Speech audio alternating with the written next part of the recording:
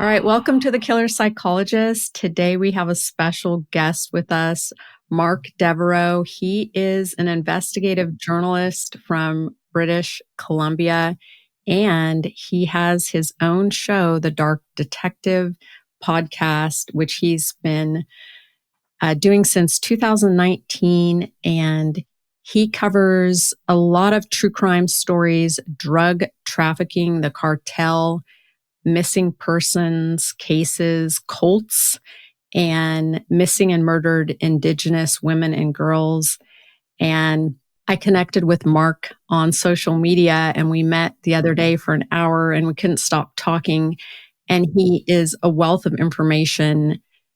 He's done extensive research on cases that I want to learn more about. And so thank you for coming on the show today. Well, thanks for having me. This is my first podcast of 2025. So I appreciate that so much. And I didn't do a lot of podcasts last year. It was probably I did a lot of researching in the background. I was contacted by a producer out of Toronto that was going to do a series on William Picton, the whole Robert Picton saga. And I touched on that case about 2 years ago. Unfortunately, I'm highly familiar with the case because it's in my hometown. It's been one of those cases that constantly was in the headline, lots of intrigue, big court case, a huge victim pool, and one that always kind of had a dark cloud over the city of Vancouver. For your audience, I was born and raised in Metro Vancouver. My dad is actually American, lives in Denver, Colorado. But I spent the majority of my life, in British Columbia. And as I was telling you, Dana, was BC is a unique place. It's a very beautiful province. It's a, wonderful province. If you're into outdoors, you love nature, has a lot of synergy with nature and city life. We have if you're a postcard, you see the orca whales, you know what I mean? The mountains, the ocean, it's absolutely gorgeous. However, on the other side of it, there's always been a dark underbelly. We've had really extreme major crime cases, lots of serial killers. And as I was saying to you before, a high rate of missing people and especially missing Indigenous women. We have 3 times the national average in Canada of missing persons, twice the national average for missing Indigenous women. And there seems to be a lot of predators that will come here and, do major offenses. Like we were saying to you before, we have the Highway of Tears, Vancouver Island, which has a population about 1 million people. A lot of strange cases there, a lot of missing people of both men and women. There's a great podcast series called Island Crimes, a former CBC journalist who does touch on crimes on Vancouver Island, some really major cases that even made it on Dateline, Dr. Phil. And she's also doing a series about the missing men on Vancouver Island. So something's going on here. And then we had the feet washing up on shore mystery. All these feet in tennis shoes and athletic shoes were washing up on the beach. And from my research, a lot of them were unfortunately victims of suicide. So the way that British Columbia is situated, there's an archipelago of islands. So when people end up in the water, they don't wash out to open ocean. So they kind of some washed up on Washington beaches and British Columbia. And it was a real mystery. Even on Dave Letterman asked the audience when there was a Canadian audience, say, "Oh, what's going on with the feet washing up on shore?" So a lot of strange cases here. And like I was saying before, I personally believe through my research that this has been a place, what I would call dark tourism. We have a neighborhood in Metro Vancouver called the downtown Eastside. It's a highly impoverished neighborhood, a lot of drugs, a lot of street poverty. A lot of people live in these horrible rundown hotels. We call them SROs. I mean, single room occupancy. They were rooms there were little hotels that were built kind of like for working men when Vancouver was more of a logging town. So guys would come in for the weekend, they'd come in for the week work, and they just needed a room to crash. They didn't mean to be social housing. So now there are these horrible, dilapidated buildings full of poverty, drugs, and we also, another important factor too, we closed down our major psychiatric hospitals. We used to have this big facility called Riverview. And then these people got herded into this impoverished neighborhood, staying at these terrible hotels. So they became almost like a prime hunting ground for predators. So that's kind of what I've been trying to focus and tell those stories, if that makes sense. And I try to balance it with good research and not trying to be overly sensationalistic, because it would be easy to, right? Because there's just tragic case after tragic case. But the problem, unfortunately, from the time of when Robert Picton was free, or he's actually died, he's actually got murdered in prison recently. But from the time when he was when operating in the downtown Eastside, the situation is actually worse than when he was a predator down there. So yeah, it's quite alarming. It's unfortunate because BC is a great province. It has a lot of potential, and this is unfortunately a thing that needs to be addressed. And hopefully, maybe better legislation, and we can make changes and get information out to people that want to change, because it affects everybody. Yeah, thank you for sharing the Yeah, no problem. background and setting the scene and just understanding all those factors, like a psychiatric facility shutting down. And this helps explain, what's happening on the street, or why there's all these people that are unhomed who are actually very vulnerable, right? Oh, absolutely. And this is like a state psychiatric facility that closed? Yeah, there was in the turn of the century, in the early 1900s to about 1980, they had these large psychiatric. There's Riverview, and there's one called it was a culinary farm. And at the height of this farm, it used psychiatric patients. And at the height, it was the largest working farm in Western Canada. It produced about 700 tons of food each year, and about 200,000 gallons of milk. So it gave these people a purpose and something, tangible to do. And I'm not saying everything about it was perfect, but I believe it was a lot more of an ideal situation than it is now. The reasoning for it was they thought that by bringing the people into the community, they would have access to resources, and they would have a chance to integrate with society. But however, if you've ever been to the downtown Eastside, it's kind of like a dumping ground of humanity. Like there's probably areas of Los Angeles that are similar to it. Maybe the areas in Los Angeles are probably larger. But for a city of Vancouver, which is probably the actual city limit, not Metro Vancouver, it's still a city under 1 million population.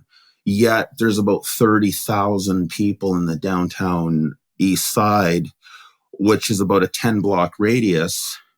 And I would say majority of them are hardcore drug addicts. Plus they have what's called where you both of you be familiar with, like dual diagnosis. They have mental health issues, and then they have an addiction to something, alcohol, drugs, opiates or crack cocaine or something. And then they're targets of predators or target of exploiters. If they're women, they're either forced or coerced into the sex trade, which creates predators like Robert Picton and other people like him. And if they're men, they're probably doing what's called boosting, around shoplifting to support their habits. So they become a nuisance on the outskirts of the area. And then it's like it becomes a high crime rate. The frontline officers, it has a big impact on them. The fentanyl overdose crisis, which we had here, was a massive crisis. And it's still not really contained, but there was peak moments where ambulance drivers drove around in like patrols, and they had to set up like a tent triage to handle the amount of overdoses. Like they had a field hospital basically in the downtown Eastside. So it's upsetting because, you know, for someone like myself as a Vancouverite, I've seen this problem grow from the 1980s to what it is now. And it just seems that they throw a lot of money. They spend, the government does spend a lot of money on resources and stuff, $1 million a day, and all forms of, from everything from police to ambulance to, you know, so programs. It costs about $1 million a day. And then on the other side of that, in that 10 block area, there's $1 million worth of drug sales each and every day in this pipeline. So it becomes a massive pipeline. And to compound this problem, we have gangs from across the states, you know, cartels from back east that come in. So it's like this gold rush of drug activity. I did a podcast with a guy named David who was a pretty scary dude in a former life. He used to work for mafias, Colombians, you know, you name it. He was a pretty scary dude back in the day, you know, bikers, that kind of guy. He ran one of the buildings for drug sales. And he said on a slow day that his building would make about $20,000 a day. And then on like a welfare Wednesday check day, we're talking about $100,000 a day in drug sales, and that's just one building. And so each in this 10 block area, each building, each block is tightly controlled by gangs, and because it's such a lucrative, you know, market, right? The money is massive, and it's money on human misery, and then the predators, and then there's this other phenomena which is this horrifying, the drug dealer predator who targets specifically women. So these women get into debt for $20, $30, you know what I mean? A minimum amount that would be need to you, but their life is now a nightmare. Pushed out of windows, like every horrific thing you can possibly think of. And the unfortunate thing is that because of the warmer weather in BC, there's a constant flow of people from back east, you know, especially, you know, right now in Ontario, they're getting like 20 below zero. BC, it's pretty nice. You can golf to a day like this today. So that brings also people that think, oh, drugs are available, weather's nicer, maybe my life will be better out there. And it's just, you know, they're rife for these monsters, you know. So yeah, it's unfortunate. Well, you said dumping ground. I was just thinking of the certain places here in California, in Northern California, where people get dropped off from prison and from the psychiatric hospital. And those areas definitely breed crime. They do. Fact. Well, my research last year, and I spent the whole year writing, and again, it's like when you're dealing with a case like Robert Picton, you know, you get the what you think you heard on the news, and oh, this guy was a monster. Obviously, he targeted these vulnerable women. They kind of make him out this lone nut, you know what I mean? This lone wolf. But really, as I started researching, he was actually quite a part of a large criminal enterprise. Like his family were farmers. As the urban areas encroached on their farm got rezoned as commercial. So then the family started selling parcel land for school districts, townhouses, and they became millionaires overnight. So they were like a family of kind of like hillbilly farmers that almost overnight, now they were multimillionaires. And then they had ties in the drug world so it's without this, and then one of my earlier podcasts I actually called it Blood and Money. And my whole premise was, it's that because they had so much money, so when they did get in trouble, he got in trouble for attempted murder of a sex worker in 1997, like just a horrific case. She barely survived with her life. And the irony of it is she died in the hospital. It would have been a slam dunk case for murder. But because she survived, and because she was a heroin addict, and because she was Indigenous, and he was able to afford, you know, the best lawyer money could buy, it cost him about $200,000. And for someone like myself or most people, that would wipe you out, $200,000 for legal defense. For him, it was just, okay, cost of doing business. And the charges ended up getting stayed. So, and for your American audience and British Columbia, there's a thing called stay of charges. I guess it would be like an equivalent to Americans, like a charge with a suspended sentence. Like, yeah, so yes, like a suspended sentence. Same thing. Uh-huh. Yeah, so the charges got stayed because they felt that she wasn't a reliable witness due to her heroin problem. And it's kind of a shame, right? So I think with Willie Picton, I think he was a lot more intelligent. I think he kind of used this kind of persona, this pig farmer, dirty hillbilly, and having people underestimate him. But I think he was a lot more smarter than people give him credit for. He wrote 2 books, right? So it shows at least he's able to articulate his thoughts, on pen and paper.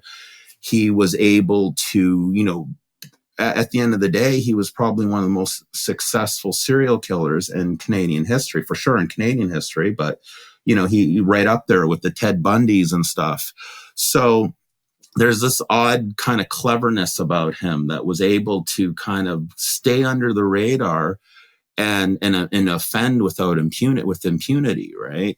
And then when he did get in trouble, he was able to, get one of the best lawyers in BC to defend him. And then I think he got charged with aggravated assault and he just did probation.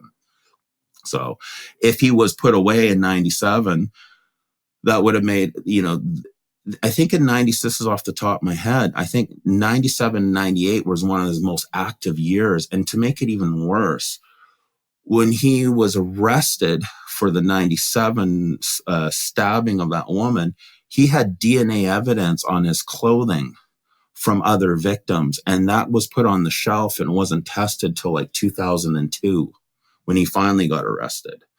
So, again, it's kind of like this perfect storm and slipping through the cracks, but also a system that in BC, especially, if you can afford, good lawyers, it does make a massive difference. It makes a world of difference. And if he was just some redneck in a trailer, he would have been locked up, and easily in 97. But yeah, it's kind of shocking. And there's so many crimes like that too, so.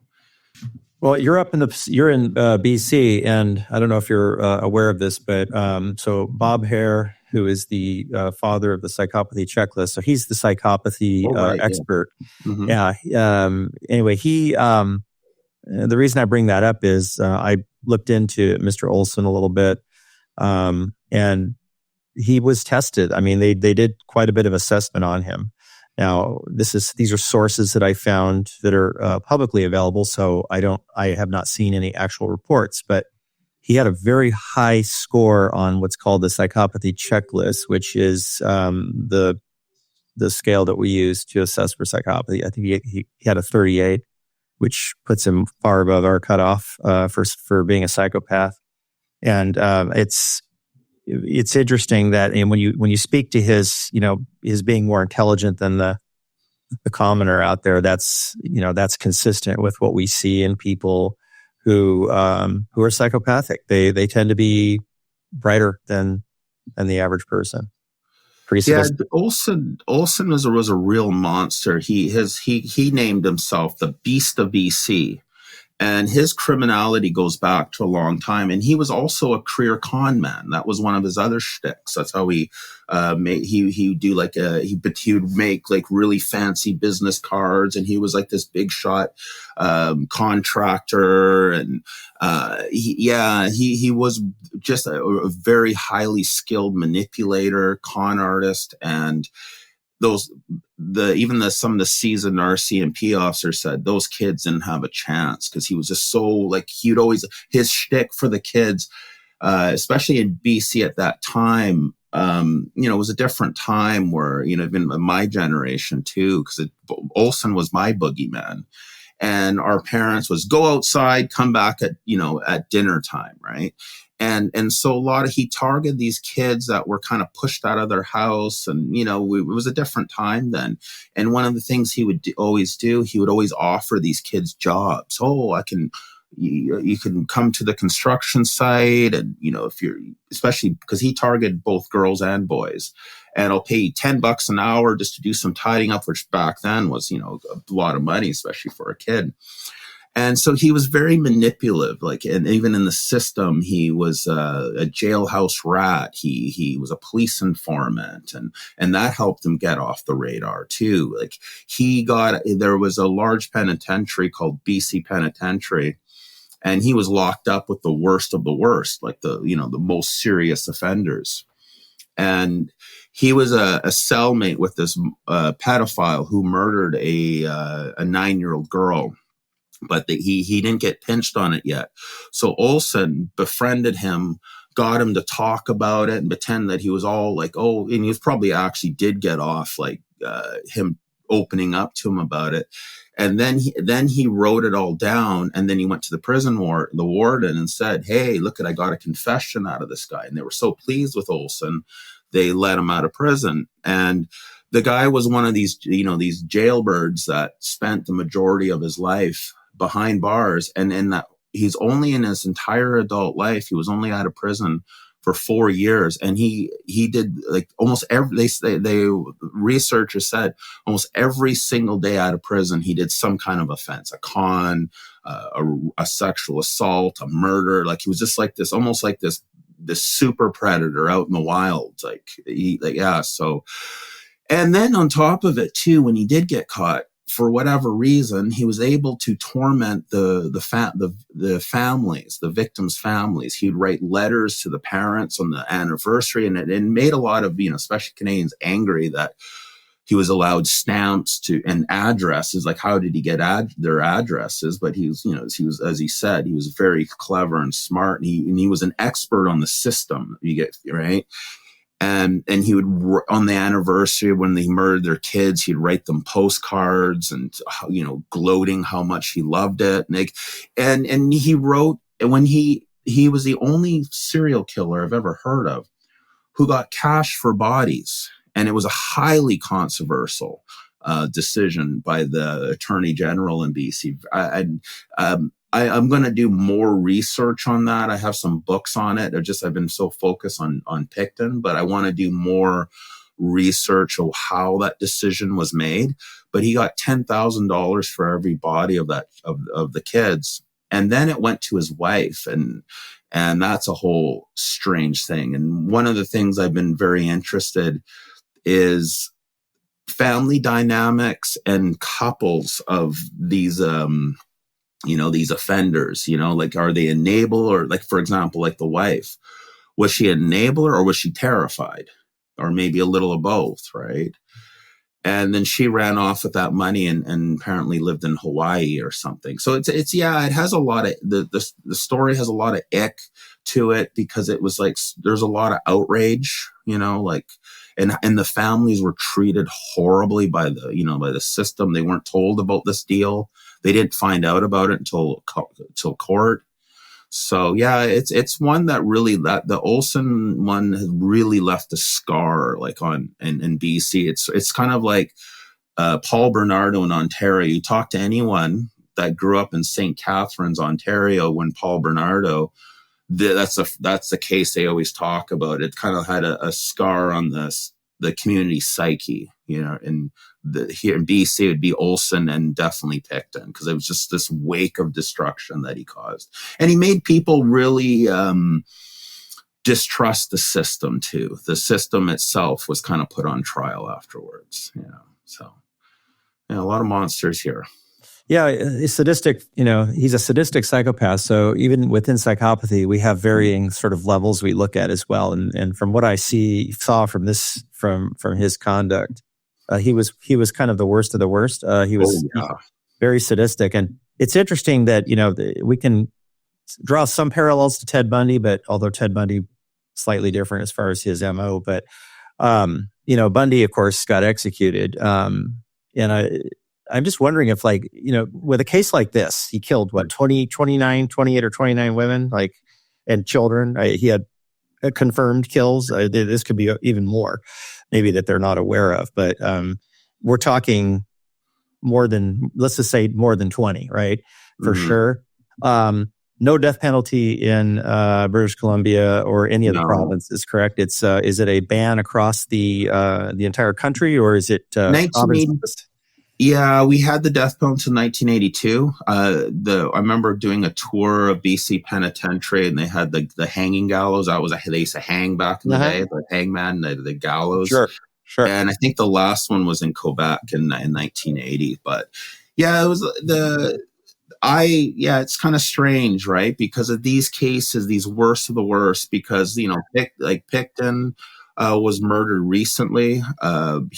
It came at a strange time too, because the RCMP went to the court and they say they want to destroy all the exhibits that they have stored, and they have over 200,000 exhibits. It was because of such the scale of the case, right? And the families got really upset. I went to a candlelight vigil to the Picton property with the Indigenous community. That was a strange in itself, because the property is just so sanitized. There's nothing there. It's just gated off now. It's all cleaned up. It's this big gate around it. There's no sign, no memorial. It's almost like it's like a crime scene that's been highly sanitized, which that gives it kind of an eerie feeling. And then about a month later, he was in our Supermax prison in Laval, Quebec.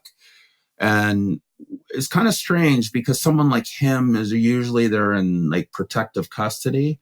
And a guy went in there, apparently they had a little confrontation, and Picton got stabbed with a broom handle and murdered and died, right? And no one really shed a tear over that.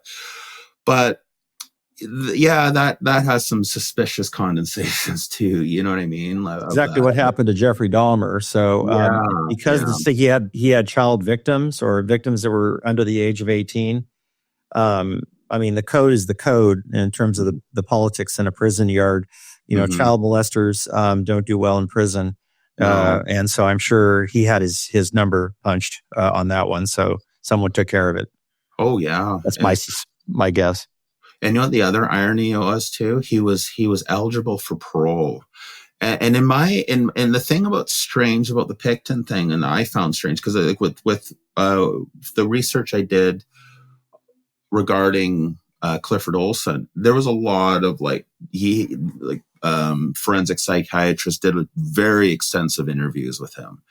And as you said, they said he was the worst of the worst of the worst. This one doctor who 30-year career, he said by far he was like manipulative, no remorse, no empathy, gloated, thought it was awesome what he did, really proud of himself, massive ego, right? And with Picton, it's strange because he confessed kind of a jailhouse confession of murdering 49 women. He was charged with 24. It got reduced down to 6, and then he was eventually charged with 6 second-degree charges. And then there was no really after this. He kind of just disappeared.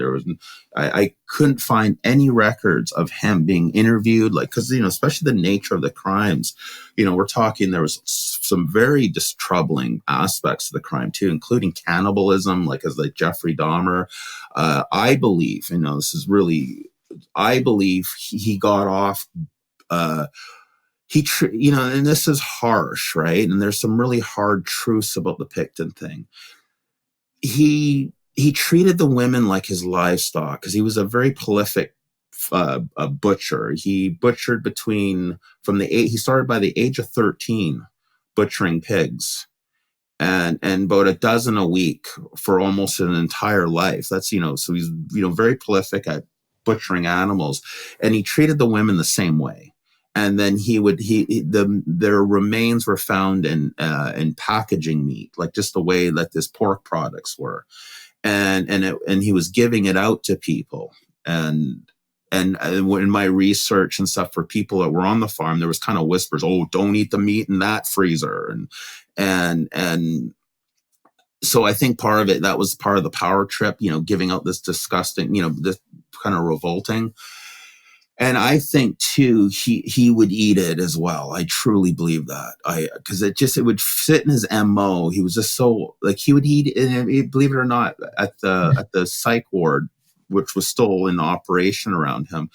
After dinner, when they would throw out their meals, like after they served their meals to the patients, he would go in the garbage can and fish out the meals when there weren't, you know what I mean? So he was just he was disgusting, right?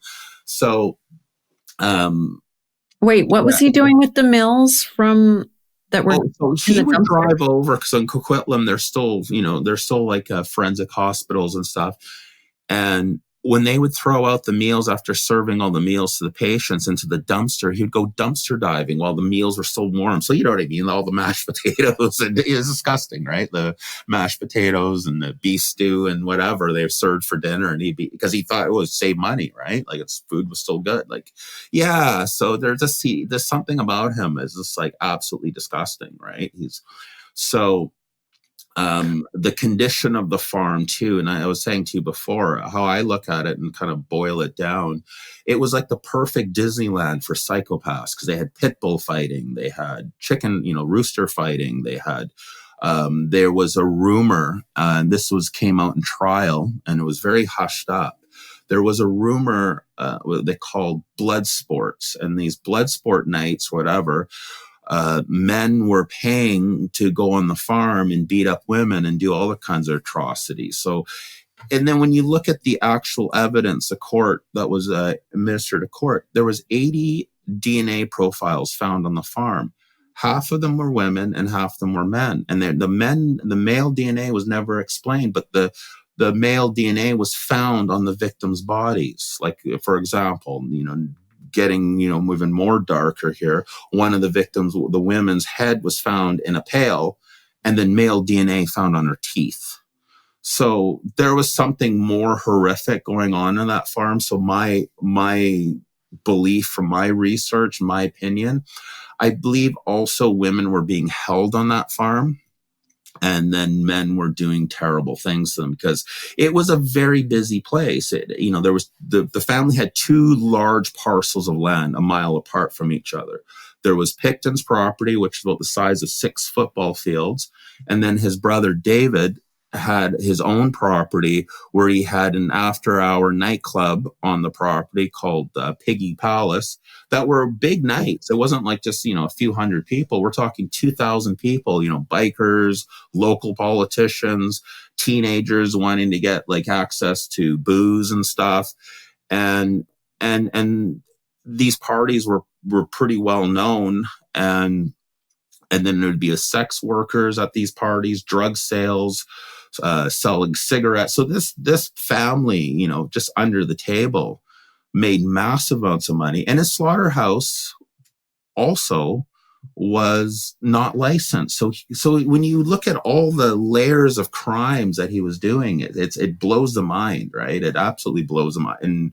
And for 2 decades, right? So it's almost like it's almost hard to believe that someone could get away with like this amount of crimes. And yeah, it blows my mind still even. Yeah, Craig, you said he saw a psychologist at some point and was administered. Well, yeah, I'm going to correct checklist. Yeah, I was going to correct that. It's unclear whether he was given the actual PCLR. I just want to make sure I clarify that. Mm-hmm. I think he was seen, at least. Again, this is from publicly available sources, and Mark knows how that goes. It's like information can be inaccurate that's online, but from what I gathered, he was seen by either a psychologist or psychiatrist who, yes, they said yes, there's definitely psychopathic personality or psychopathic traits. But again, what's not entirely clear is did somebody actually do a formal assessment of him? And Mark might know, if he was ever, because I can't imagine a case like this, going through the system without, particularly the nature of these kinds of, crimes, that they would not have, at some point, he would not have been evaluated. Like even when he gets, institutionalized, there's got to be something, right? I'm pretty sure, for the trial, he was. After the fact, I didn't see any record of it, which surprised me, because just because again, the even it's the thing with him with Picton. like when I would look at his interview, I spent a long time studying like the his first arrest when this would be his third time, his final arrest, right? When his final arrest, when the two RCMP officers interviewed them, and he didn't ask for a lawyer. He was kind of held his cards close to his chest. He would say things kind of under his breath, like, yeah, I'm the head honcho, you got me, like kind of snide.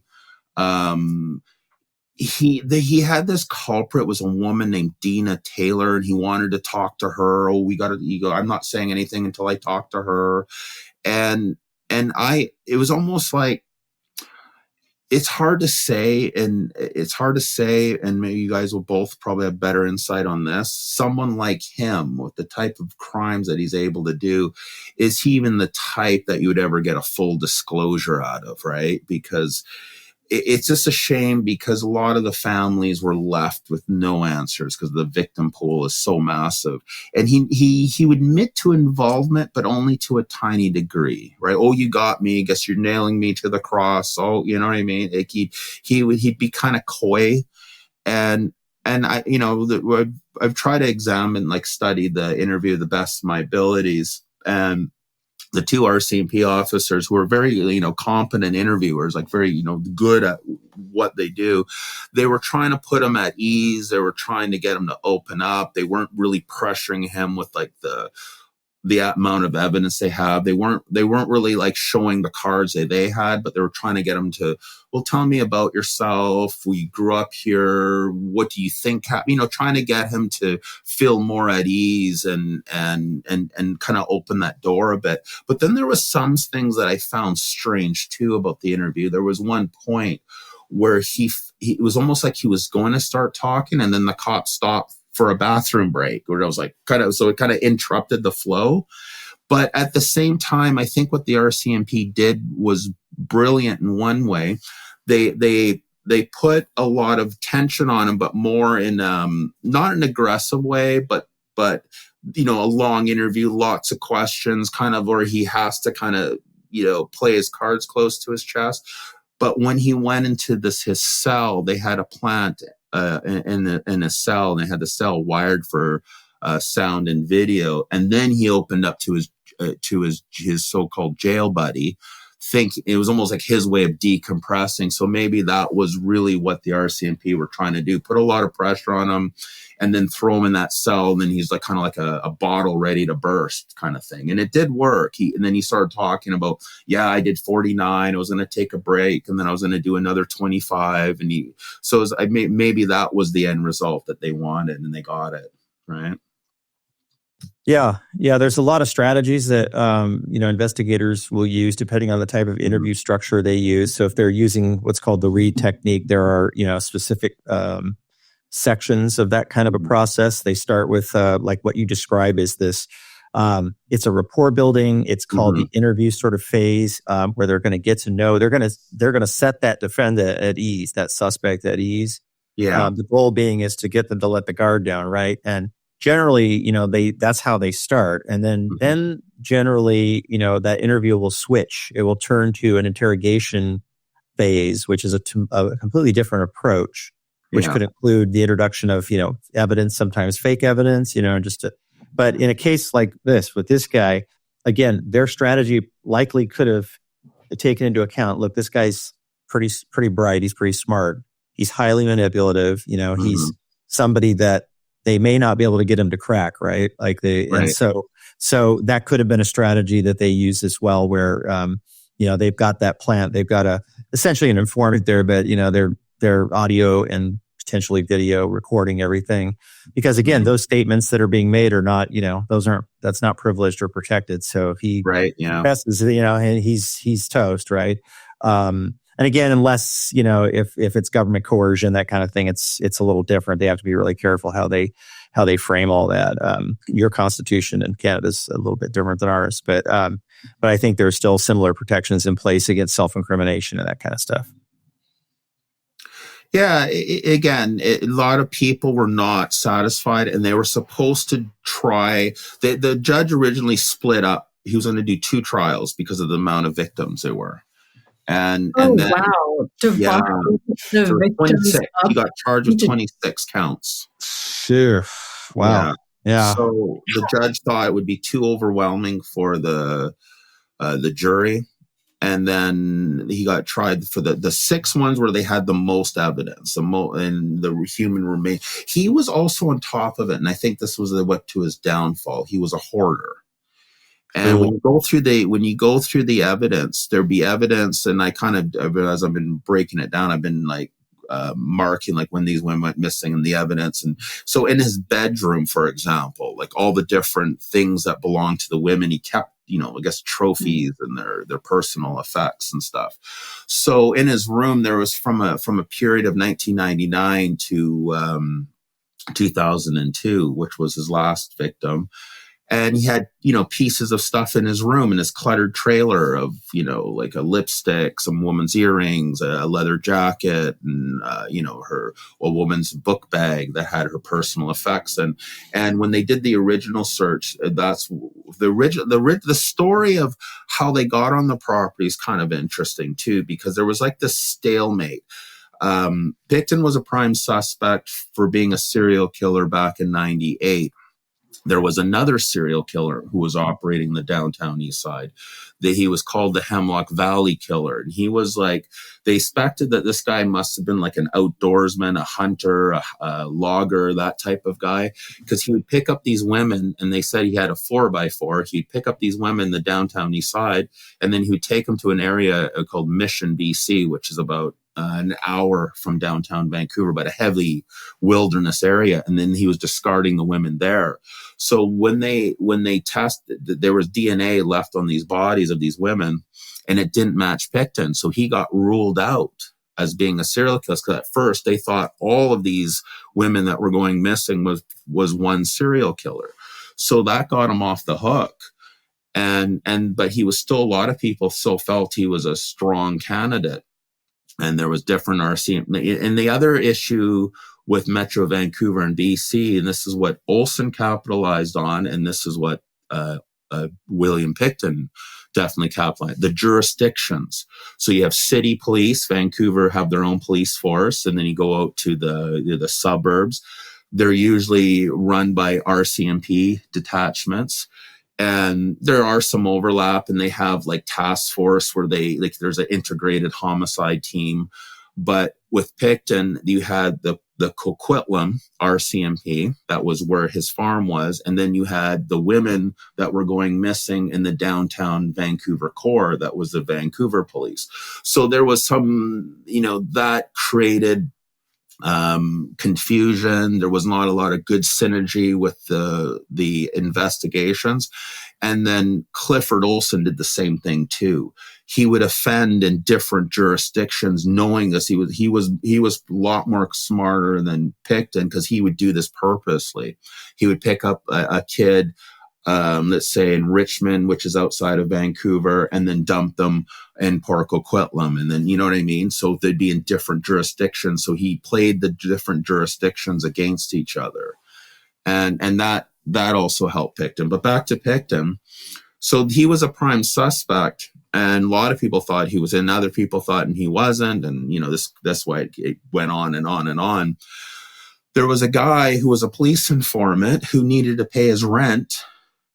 And he got arrested for some domestic situation with his wife. His wife was, our ex-wife was mad at him because he owed $11,000 in child support.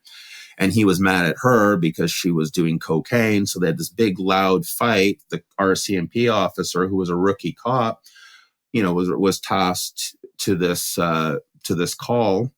And, he broke them up, and this guy was really upset, and he's going on, but, I hate drugs, and Coquitlam is just overrun with drugs. And he goes, I'm going to help you get some drug dealers. And this cop said, well, if you ever have any good information, please let you know. Thought this guy could be a good informant.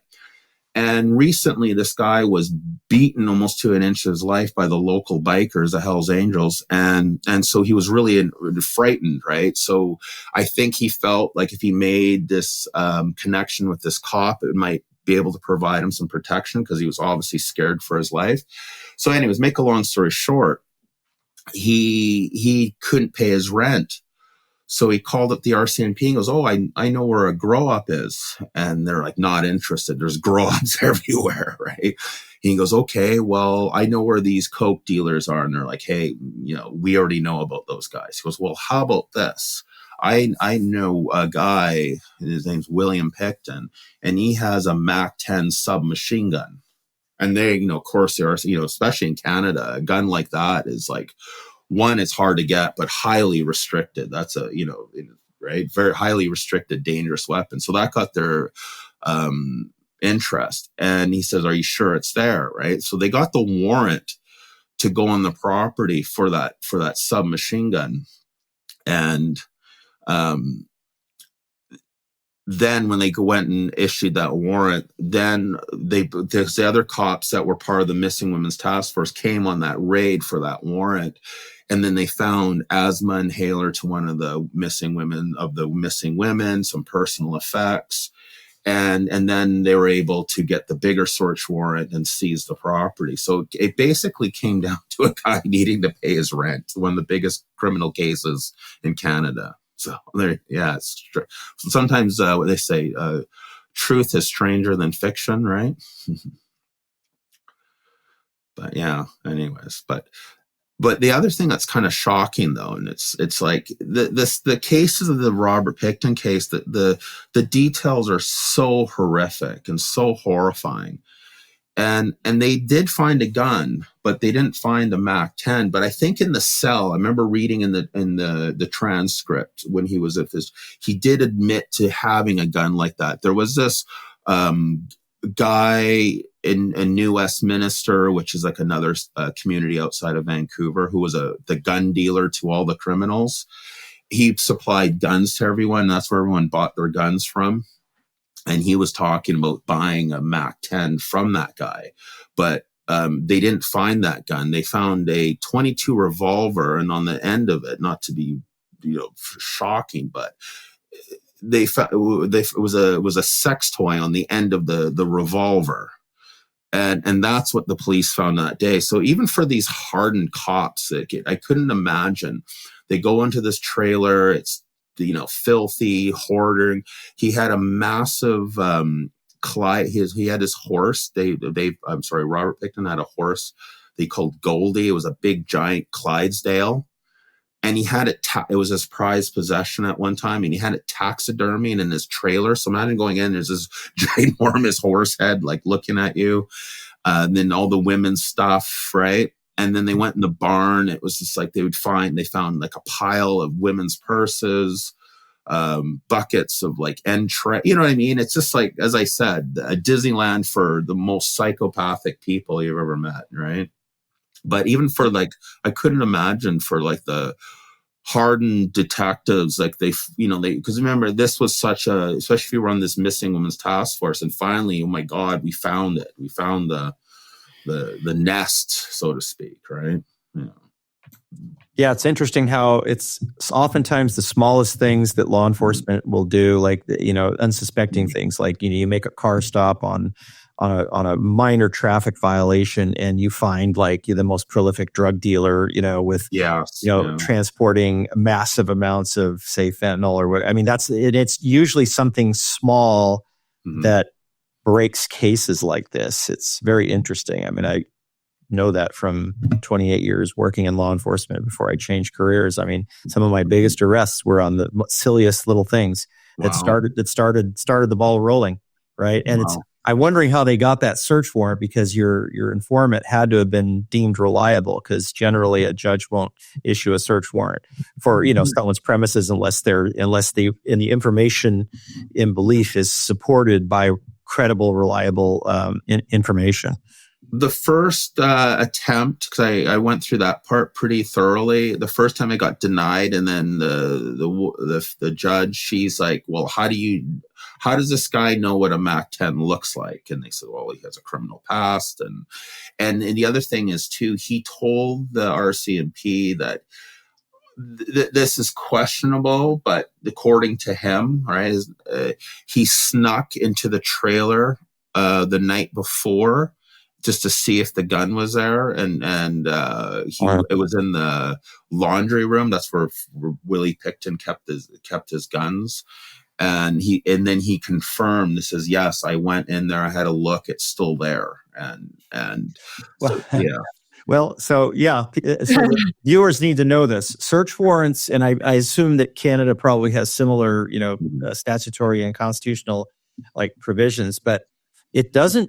All you need for a judge to sign a search warrant to kick your door in and come into your house is probable cause. And so probable cause is that information that's just more likely than not that criminal activity is afoot and or there's evidence of a crime that's present at this location. This is why it's probable cause, and it's not beyond a reasonable doubt. So it's really not a very high standard in order to get a search warrant. And I'm going to make an assumption that Canada has a similar logical flow as far as how they address that up there, because even though your law system is more, I think, French Canadian based, but I think there is a similar there's similar sort of procedural elements. Is that correct? Yeah, in Quebec they go by more what's called common law. So we're common law. So the United canon law. Canon law. That's in Quebec, but then most of Canada is common law. Okay, so you're going to have more similar of the British kind of a little bit of the British system. Okay. Well, then it's going to be very similar to the United States. Yeah. But the search warrant was dicey, but that's why they shut the search down as soon as they found the guns, and then as soon as they confirmed, yes, there's missing women's stuff here. The women that went missing, they had her asthma inhaler with her name, and then that's there. Said, okay, we're searched, and then they did a second search warrant. Oh yeah, boom, the property. Yeah, they're going to stop it right away because now you've got evidence of another crime. And remember, what they were there looking for was a gun. So, they're only looking for a gun, right? And there's things you can put into a search warrant that let you get into everything in the house, but that's beyond the scope of what I would talk about here. But they definitely would freeze the scene and then go get a secondary search warrant at that point. So it sounds like that's what they did. And then it turned into the largest criminal crime scene. It turned into the largest crime scene in Canadian history. They brought archaeologist students. They did a grid pattern search. It took them 6 months to kind of go through all the soil. The Crown Council referred to it as a killing field. There was 200,000 pieces of evidence that was logged, and it's just unbelievable. Like I said though, when you go to the property now, it gives you an eerie feeling because it's so just there's nothing, there's just grass now. It's kind of, but you get a feel ooh, something bad really happened here. I'm surprised they didn't make it a memorial or something. I mean, who owns the property now? Did they foreclose? Is it still owned in the family, or? Yeah, the family owns it, and there's some. The family itself, and this is the other kind that's a bit shocking. The brother Dave Picton, and on my platform, I have a lot of men that who've told me who work in construction, truck drivers, those type of kind of guys. They've worked with Dave Picton. He has a trucking company, Stoll. He gets from the city of Coquitlam. He still gets city contracts for snow removal, demolition. So and then recently, some activists put his picture up in the downtown Eastside because they think he was they saw him cruising there, right? And he has a history also of convicted of sexual offenses and stuff. But they've never. The other strange thing that a lot of people ask him, including myself, is that he was never interviewed. He was never for these where were you when the women went missing? Can you give an alibi? Give me your side of the story. Even it was, in my opinion, and I do believe that Dave Picton, it was possible a police informant, because for the multi-level of the crimes that were going on in that property, Vancouver has a real criminal underbelly. We always had bikers, we have triads, it's a port city, a lot of heroin and drugs go through this city. It's a pipeline, right? It's a big pipeline. And back then, especially, they were growing marijuana on the farm. They had, as I said, the chicken fighting, pit bull fighting, the after-hour booze can that were, was pretty rambunctious. These were massive money makers. And he would have a front row seat of every criminal in the Lower Mainland, going through this property. So he would, from a police informant point of view, he'd be a great asset. And the other reason why I say this too, because William Picton had a friend, and sometimes Dave was a little protective of him. He thought if women were using him, and he got really mad at this woman. And this was like in the 80s. This was like about 88. And he said to her, he goes, I'm going to have you checked out. I'm going to have a look at all your police records. And then like within a couple days, he came back. Oh, you're okay. You're okay. And then she's like, how the hell would this guy have the ability to have a look at my rap sheet? So that's what I mean. It was strange that Dave Picton was never formally interviewed as far as what you knew about these murders or anything, especially when he had a history of sexual violence towards women too. Yeah, he's got dirt on some, probably, again, I'm speculating, but he probably had a lot of dirt on high level people or something. Yeah, some connections. Yeah, it's a politics. Wow. Yeah, it's a crazy case. And like I said to you guys before too, then there's like the highway of tear cases, which are, this has been ongoing since the 1960s. Very horrendous cases. There's one of the cases in the highway of tears, a whole family went missing. Like, yeah, an entire family. And it was called the Jack family. They were an Indigenous family, and this guy looked like he said he had work at a logging camp for them. And they went off with him, and that family disappeared. That was in the 80s. And these cases are still going on to this day. One of the strangest ones, this was a really strange one. There was a woman, she was 19 years old. She worked at a hotel, like a small hotel. And this town on the highway tiers was a ski resort. So this was off season. She went missing. A hiker found her up on the ski hill, but this like off season, found her up on this ski hill.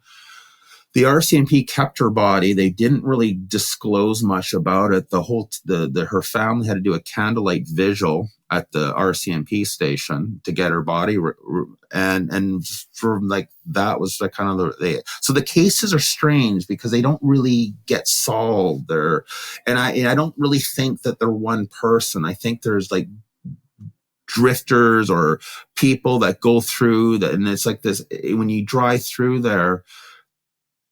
It's almost like, you have women that are in poverty. They're in isolation. So even if you abduct a woman by force, probably no one will even see you. You know what I mean? And miles and miles of highway. Yeah, I was going to say I think also because there is this disproportionality, right, with the number of these cases that happen in just the entire Pacific Northwest. I'm talking, British Columbia, but all the way down to Washington State, even down into Oregon. And one of the things that I find that is unique in this area is that you have lots of forested, lots of areas right. And then you've got these, these interstate highways and stuff that are going through. And there is this sort of, there seems to be a lot of drifters that like to kind of hang out up there. Like I love it up there. It's really nice. It's beautiful. I almost moved to Vancouver back in the early 2000s. I actually went on a ride along with Vancouver PD and that East Side you talk about. That's right. Yeah, you've seen it, right? So wow. Oh yeah, Well, here's a crazy story. This is what's interesting, and it blew me away because here I'm an officer, at this time in my career, and I'm riding with this cop at Vancouver PD. And he's like, hey, we'll take you. He goes, probably nothing like where you work. He's like, tell him, because I work in a city that had a lot of violent crime in Sacramento at the time. And so he pulls into this, it's a strip club, like right on the East Side somewhere there. Yeah. And probably number 5 Orange. I can't remember the name of it, and there were a couple other cop cars in there. And I'm like, oh, it looks like they're doing a bar check or something in here. Oh, no, they went in to watch the dancers, and oh God. They just went in there and sat down. They didn't drink or anything, but I was like, we were in that strip club for about a half hour. I'm like, whoa, this is like I would get in trouble, if I did this. Yeah. It's a different world. And it was different. East Side. It was on the East Side there. It wasn't there the nice Robson Street. It was over in it was over. I was over in that part of town. Yeah, just a lot huge drug. It reminded me of the Tenderloin. The Tenderloin in San Francisco. Yeah. At one time, the East Hastings or downtown East Side, it was coined the world's largest open air drug market. Yeah. But to your point about the up north, though, so there, I think this is a couple aspects to that. There's what's called these man camps. So a lot of even my brother was he worked as a boiler maker, right? Goes up in the make of these big industrial pulp mills, things like that. Oh, yeah. And paper process. Go up and work in a camp, right? Go up there and all these men, all live in these camps and stuff. And those guys can be pretty rough. And they're in and out, right? So they work for a month, come home, another crew comes in, you know what I mean? So there's this kind of flow of seasonal workers. And then there's a lot of long haul truck drivers. I was telling Dana too, if you did the pins in the map of murders along the highway tiers, and if you went into Alberta, there's the Yellowhead Highway, who, back to Olson was also a suspect of murdering hitchhikers on the Yellowhead Highway back in the earlier, before he got caught. But the Yellowhead Highway goes up to Fort McMurray, which is the oil town in Alberta. So it's almost, you do a pin on the map and you can see there's a big streak of women being murdered. There was a serial killer very similar to what was going on in the highway tiers in Edmonton, targeting mostly Indigenous women. And then along this Yellowhead Highway, which connects to into BC, and then the highway tiers, right? So it's almost, you can almost see, like a trucking route, right? And like you said, you pick up someone in a small town, you drive over to another town, and then dump them on the road, and it'll take a long time, or maybe never, for them to discover it. And then there's logging roads, access roads, the roads for the railroads. So there's a lot of back roads too. So there's literally 1,000,001 places you can hide a body up there. And so that's why I feel there was a guy named, what was his first name? Fowler. He was from Oregon. He died in Oregon. And he did a lot of offenses in Florida, Oregon, Washington State. He died of cancer in an Oregon prison, but when they tested his DNA, they attributed, I think it was 3 women in the highway tiers. He had a roofing company up in Prince George, and he murdered 3 women there, and they were able to, but that's what I'm saying. I think it's these drifter types that, and not only that, but again, in Indigenous cultures too, I'm not sure what the trust level is they have with law enforcement, and that can often be another barrier, right? Because if they don't trust law enforcement, family can be hesitant to report people when they're missing, or they fear law enforcement. So I'm not sure how much that plays a role. Yeah, it plays a massive role, especially with the RCMP. There was a thing in Canada, it was called the 60s Scoop, where RCMP went and grabbed Indigenous children in residential schools. So there's still a lot of so the law enforcement, there's been bridges built and stuff, and there are Indigenous people have gone into the RCMP to kind of create this bridge, but there's still generation of distrust with law enforcement, especially RCMP. Yeah, and RCMP, they're kind of they would be considered the federal police, I guess, that they patrol unincorporated jurisdictions. So I guess in Canada you don't have. So in the United States, you probably know this, but the cities all are patrolled generally. If they're incorporated, they're patrolled by a municipal police department, like Vancouver has its own police force. But in the unincorporated areas in the U.S., it's generally a county sheriff or sheriff's department that handles those general law enforcement duties, other than maintaining the jail and the courts. Is that the same in Canada, in these unincorporated rural areas, or is it RCMP that handles all the law enforcement duties? Depends on the province. So cities, most cities have their own like city police. However, the city will contract the RCMP to, like, say for example, like Richmond has RCMP. Okay. Right now I'm in Langley, and they have RCMP, so they contract it, so they act like a city police. But then generally speaking, like somewhere like Ontario, they have their own police, right? Like in their major cities, and then they have the OPP, which is like a provincial police.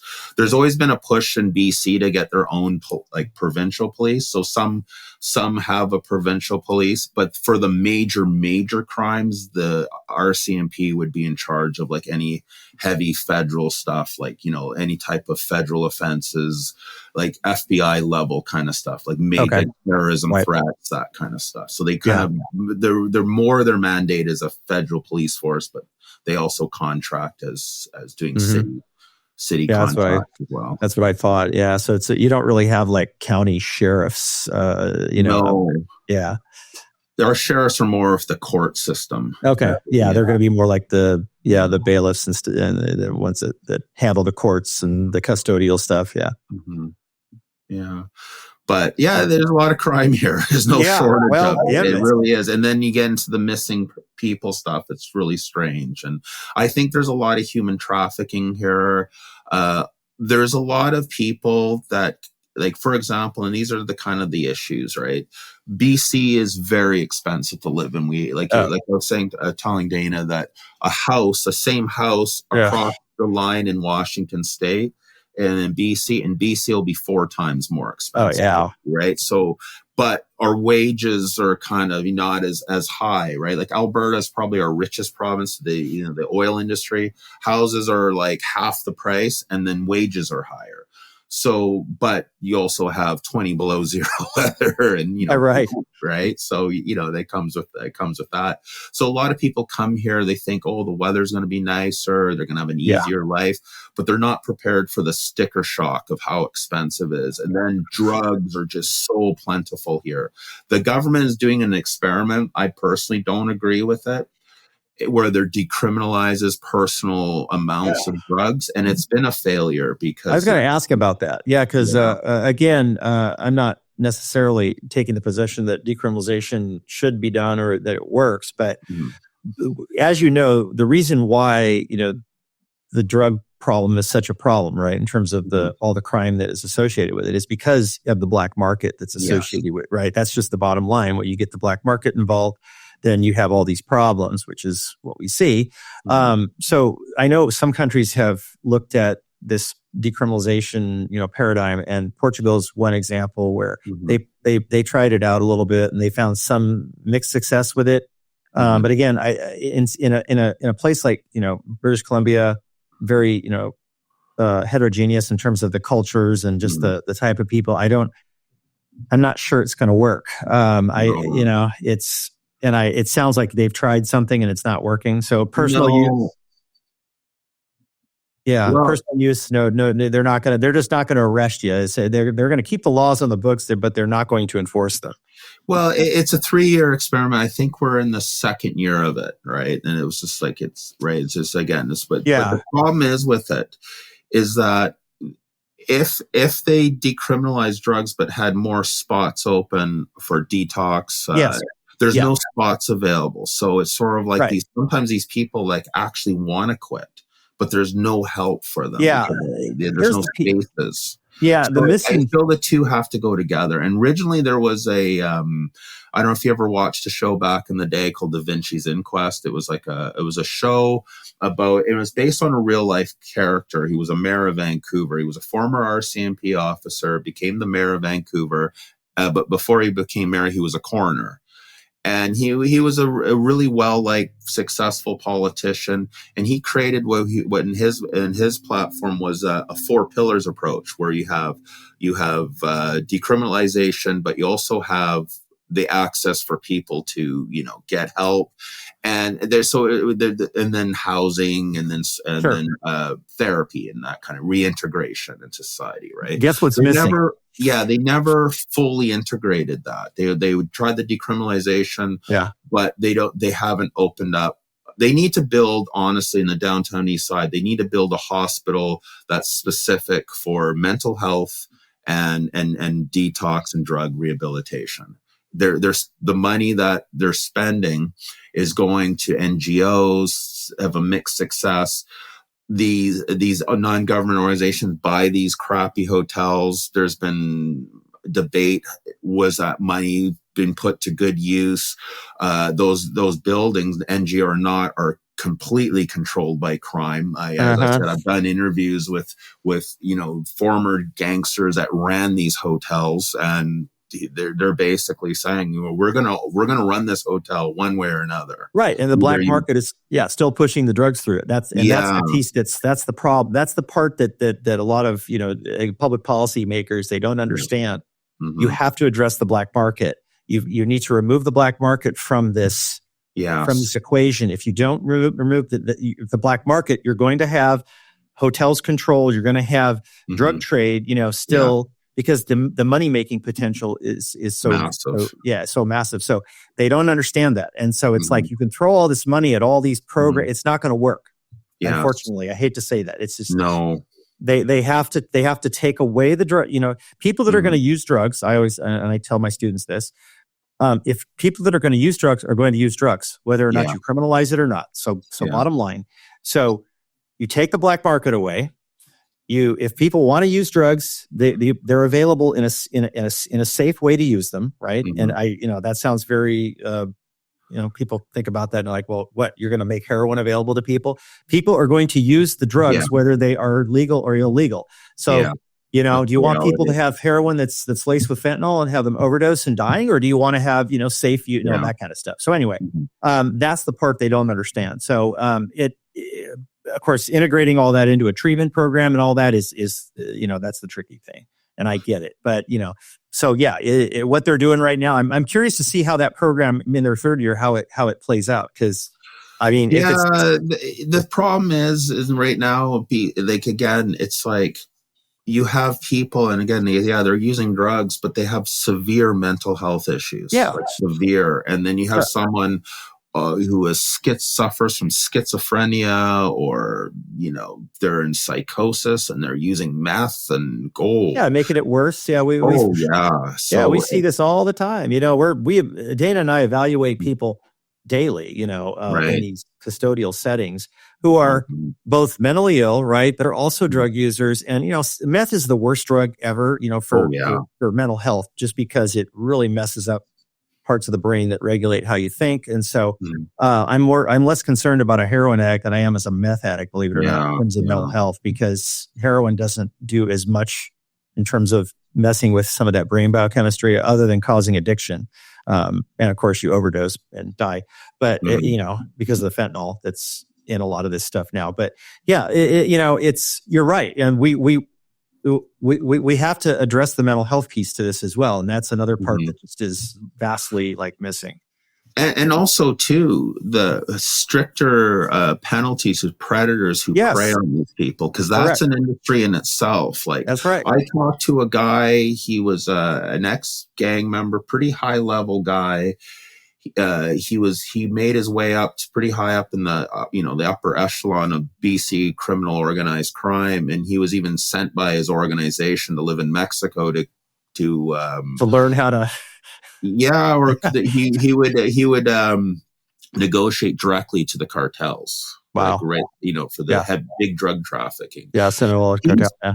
He's told me this horrific stories about the stuff that goes on in the room, the exploitation, dark web stuff, and it's an industry in itself. And without these poor people that are being victimized, so it's almost like a secondary industry besides selling them drugs. They can't pay. We have all other kinds of use for them. Yeah, and exploit them. Yeah. And the problem is too in Vancouver, it's like in BC, police don't lay charges, so it's the Crown prosecutor, and then the court system is so backlogged, it's so in a bottleneck. So a lot of these pretty serious crimes get stayed just because they don't.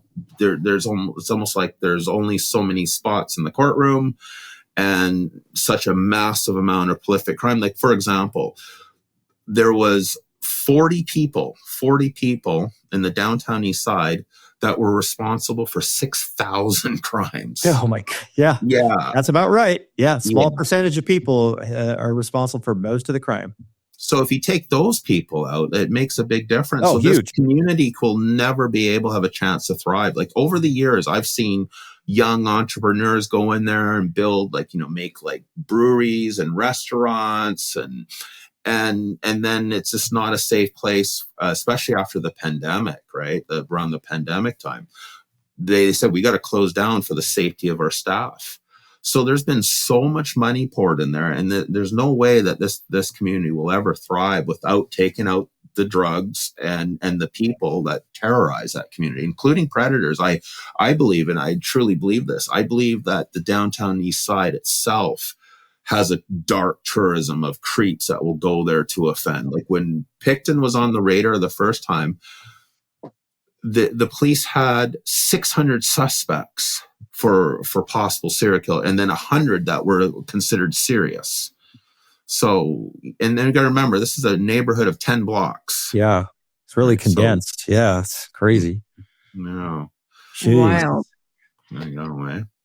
It's so fascinating to hear just the landscape of Canada, and then just thinking in my own mind about living in California and different places I've been, and talking to people from South Africa or India or different parts of the world, and understanding the crime and what breeds it. And I'm just hearing common themes, like totally. Yeah. It all boils down to, money, right? I mean, that's just the real bottom line is that you're going to always have people that are going to exploit vulnerable populations like this, right? Mm-hmm. I mean, just the tremendous amount of money, that you can make in the drug trade, right? But even in the human trafficking trade, and all of this is criminal stuff. You've got to take that incentive out. And so the only way to do that is to remove that black market. And it's hard to do, right? I'm not saying it's an easy fix, but you have to remove that equation, and you have to hold those people at the top, the ones that are perpetrating this stuff. I'm not talking about the mules on the street that are peddling. I'm talking about taking the big actors out. Then you're going to start to potentially make a dent in this, and then you have to hold people accountable. And I know Canada, is pretty progressive, right, in terms of the way the legal system operates. Look, San Francisco, you probably see this in the news. They got rid of their DA about a year or 2 years ago. They just got rid of their mayor. People, at least in California, are starting to realize, because it's a completely failed experiment in San Francisco right now as well. And they're fighting because they're seeing the economic consequences of this. You speak to this. All these chain stores are closing down. Walgreens, CVS, everyone's pulling out of San Francisco, the downtown core area, because they can't operate anymore because it's not safe. Yeah, they're being just ripped off left and right. And there's just no accountability. And so, we've gone too far over to this direction, to this side of the pendulum, and it's got consequences, obviously. So, somewhere we've got to find a happy medium here where we address the underlying problem here, which again is, untreated mental illness and untreated substance use problems. Those are the two primary things, that need to be tackled here. But it's definitely an issue here. Absolutely. Yeah. And the other thing I noticed too, it's spread. Like, for example, the downtown East Side was really contained, and it was like, it was always a rough area, and for sure. And then since the pandemic, it spread out to other parts of the city. So there's other areas like the downtown East Side, you know what I mean? It's almost like for analogy, almost like a metastasizing cancer. Yeah. And then we have like a pretty a SkyTrain route, which is like our subway system to other communities. So though these SkyTrain stations now are becoming parts of homeless encampments and stuff, and that really became a thing around the pandemic. They started to spread out almost. And so that type of crime that we were talking that was only really in that neighborhood is now throughout the whole Metro Vancouver area. And then the meth people love to light fires and that kind of random attacks and I don't know, meth heads and fire, right? Oh, I see arsonists they're charged with arson, and I see them. Yeah. I mean, at least every month for the last 3 years. At least I've seen just so many, and they're. I get to hear the whole story. Let me tell you, and scary. Yeah, it's meth. But you've been such a wealth of information. I've just been quietly listening, just soaking it all in. And of course, you and I talked for like an hour yesterday. So I just been sort of mesmerized with all the details and absorbing it. And I would love to have you back again, just talk about the Trail of Tears. And I know we touched on that today, but those are crazy cases. They really are. And then, like I said, the Vancouver Island cases too. Each one, like each of these major crime cases, like each one is like almost like going into the abyss. Like there's a lot of like strangeness to them. Like, you know what I mean? There was a dad that I've talked to. His daughter got murdered. She was sold high-end real estate in Victoria. Victoria is our capital city of BC, and it was in a neighborhood that was a bit of an exclusive neighborhood. And she was supposed to show a house, and really weird. She got murdered in the house. It was a brand new property, and just like everything about the case is just weird and just never unsolved. And there's so many cases like that too that are just like the real head scratchers. Like she was ambushed, like a weird, bizarre cat and mouse game. She said they just like in her notes, like, this person was calling her and they wanted to see $1 million property and kind of lured her out there. She wasn't even the listing agent. Like it just, and there's so many of these cases. And then also, like I was saying, like the missing men cases are weird too, because they're the polar opposite. The men especially, they're not involved in drugs. They're not involved, no gang activity. They're good kids. And there was one case that just always haunts me. He was like an 18-year-old kid. He's playing video games with his friends. He had to work the next morning. He only was like a 10-minute drive from where his friend's house was to his home.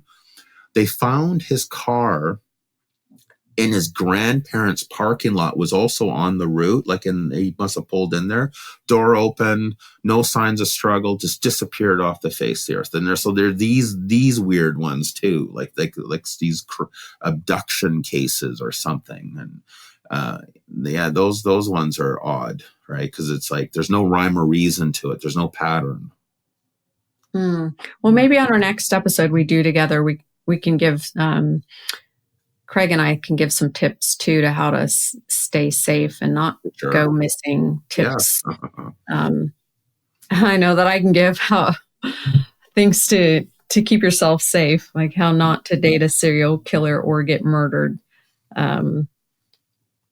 Which I'm just trying to stay alive here and not be a victim. Right? It's tragic hearing these stories, and it just makes me very much zero in on my safety. And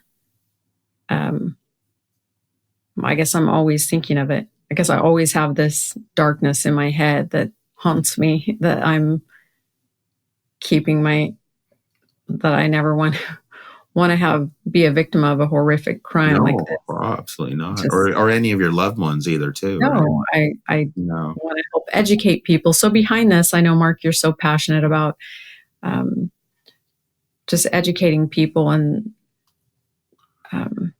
through your deep investigations and like helping people understand these dynamics that play out, but also how not to be a victim.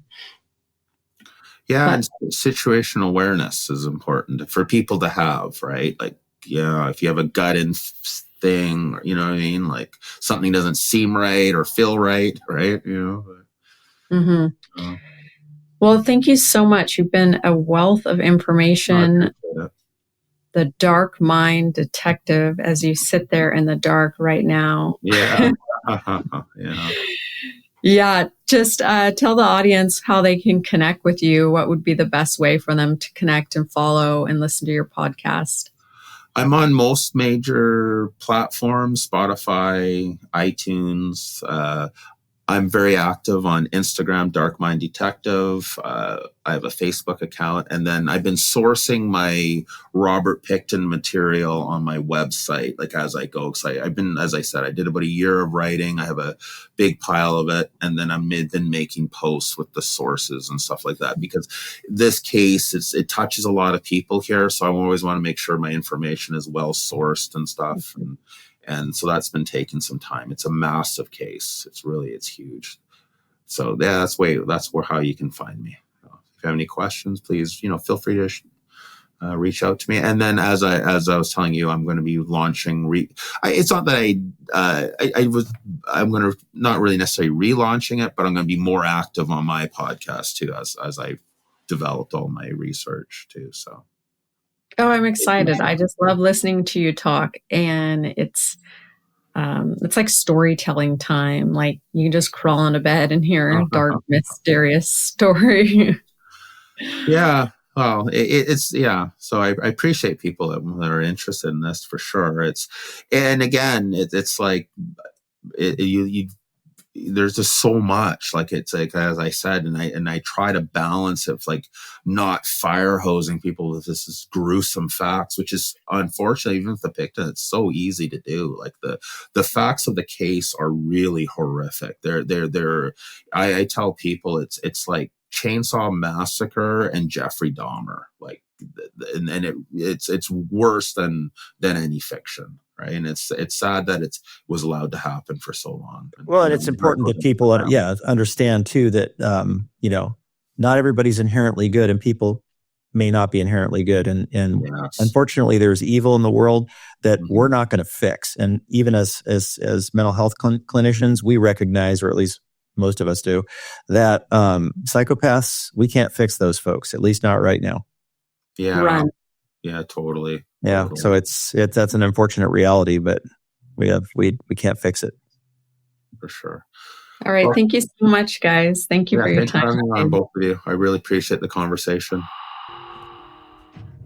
Thanks for listening. For episode details and merch, check out killerpsychologistpodcast.com. And for forensic services, you can book online at psychologydr.com. That's psychologydoctor.com.